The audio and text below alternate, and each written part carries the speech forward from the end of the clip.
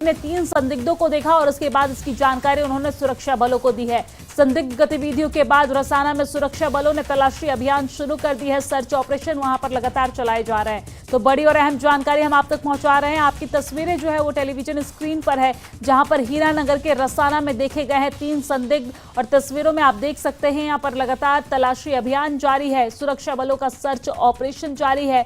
मंदिर के पुजारी ने इसकी जानकारी दी है। संदिग्ध गतिविधियों के बाद रसाना में सुरक्षा बलों ने शुरू किया सर्च अभियान।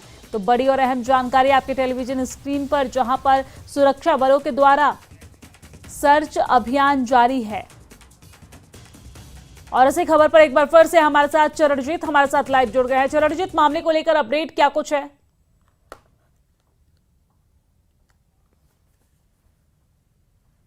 रसाना इलाका है, हीरानगर पुलिस स्टेशन के करीब का इलाका है। यहाँ पर मंदिर के पुजारी हैं, शिव मंदिर है। यहाँ गांव के बीचों बीच रसाना गांव है और उनके द्वारा जब कोई 3 सस्पेक्ट लोगों को देखा जाता है और बताया जा रहा है कि उनके पास पिट्ठू बैग थे और हथियार भी थे, जिसके बाद स्थानीय लोगों को सूचित किया गया। उसके बाद पुलिस और सुरक्षा बल जो है वहाँ पर पहुंचे हैं और लगातार इस मेरे पीछे तस्वीरों में आप देख रहे हैं, यही वो घने जंगल हैं, यही वो इलाका है। यहाँ पर अब लगातार सर्च ऑपरेशन चलाया जा रहा है।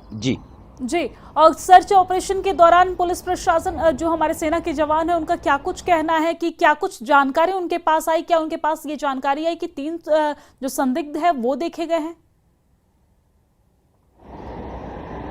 फिलहाल आधिकारिक तौर पर इसके सामने कोई नहीं आया है, लेकिन लगातार इलाके को जो है कॉर्डन ऑफ किया गया है, इलाके की घेराबंदी की गई है।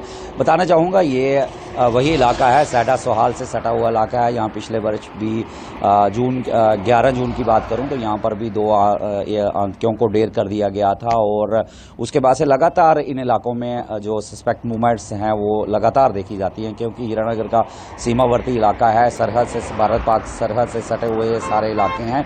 तो कहीं ना कहीं यहाँ पर इस तरह की मूवमेंट्स लगातार पहले भी जो है नोटिस की जाती रही हैं। तो फिर ये ताज़ा मामला सामने आया जब एक पुजारी द्वारा यहाँ पर देखा गया और उसके बाद इलाके को पूरी तरह से घेरा गया है। घने जंगल भी है, तस्वीरों में आप साफ तौर पर देख रहे हैं। घने और पहाड़ी भी इलाका है यहाँ पर।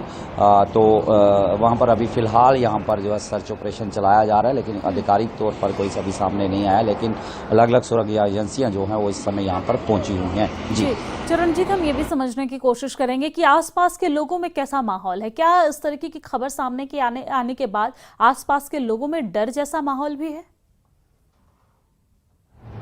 बिल्कुल, जाहिर तौर पर जिस तरह से इस तरह की घटनाएं, अगर मैं जम्मू खिते और उसके बाद कठुआ पे आना चाहूँगा।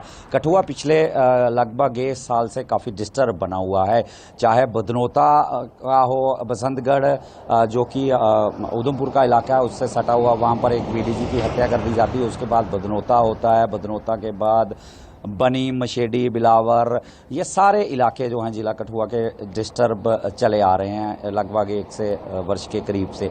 तो उसके बाद से सनियाल 23 मार्च को होता है, 28 जो मार्च को 2 आतंकियों को ढेर किया जाता है। हमारा वो भी हीरानगर का इलाका है, सुफैन जुथाना जो इलाके हैं, काफ़ी घने जंगली इलाके हैं। तो यहाँ पर कई बार मूवमेंट्स जो है वो यहाँ पर दर्ज की जाती रही हैं। जाहिर तौर पर जब इस तरह की घटना सामने आती है, जिस तरह सनियाल में आपने देखा होगा 23 मार्च को वहाँ पर एक महिला और एक व्यक्ति द्वारा खेतों के में थे और उस दौरान जो है आतंकियों के साथ उनका सामना होता है। हालांकि वहाँ पर भी सर्च ऑपरेशन जो है वो चला था, लेकिन आतंकी वहाँ से निकलने में सफल हुए, लेकिन उनके 2 साथियों को सुफैन में हमारे जाबाज जो सुरक्षा बल उन्होंने ढेर कर दिया था। तो इस तरह से अभी फिलहाल मैं कोटा पे